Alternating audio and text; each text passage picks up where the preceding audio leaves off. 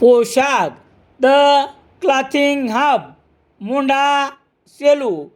पोशाख मुंढा सेलू. गुणवत्तेला प्रथम प्राधान्य देणारे प्रशिक्षण केंद्र.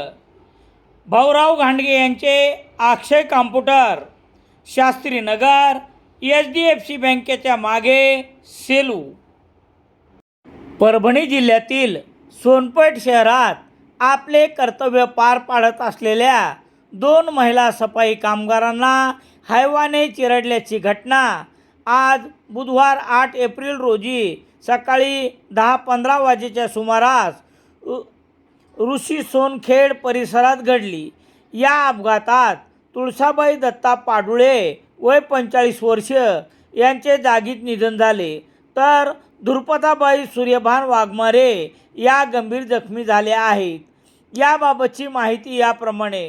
सोनपेठ नगर परिषदेच्या सफाई कामगार तुळसाबाई पाडुळे आणि धुरपताबाई वाघमारे या सकाळी सोनखेड भागातील एका घराजवळ रस्त्याची साफसफाई करत असताना MH12 FC 7459 क्रमांकाचा हायवा चालक विठ्ठल अंगद मुंडे राहणार रेवली तालुका परळी याने आपले वाहन अत्यंत निष्काळजीपणे आणि वेगात चालवून या दोन्ही महिलांना जोराची धडक दिली. या धडकेत हायवाचे पुढचे चाक तुळसाबाई यांच्या पोटावरून आणि कमरेवरून गेले. प्रत्यक्षदर्शी कर्मचारी व नागरिकांनी आरडाओरड केल्यानंतर चालकाने हायवा थांबवला. उपस्थितांनी तातडीने दोन्ही जखमींना सोनपेठ येथील सरकारी दवाखान्यात नेले असता डॉक्टरांनी तुळसाबाई यांना तपासून मृत घोषित केले. जखमी धुरपताबाई यांच्यावर उपचार सुरू आहेत. घटनेनंतर घटनास्थळावर उपस्थित असलेल्या कर्मचाऱ्यांनी हायवा चालकाला पकडून पोलिसाच्या हवाली केले आहे.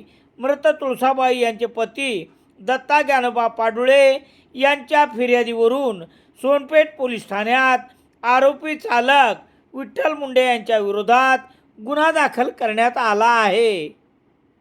रामेश्वर गटकळ यांचे विद्यार्थ्यांचे भविष्य घडवणारे गटकळ करिअर अकादमी.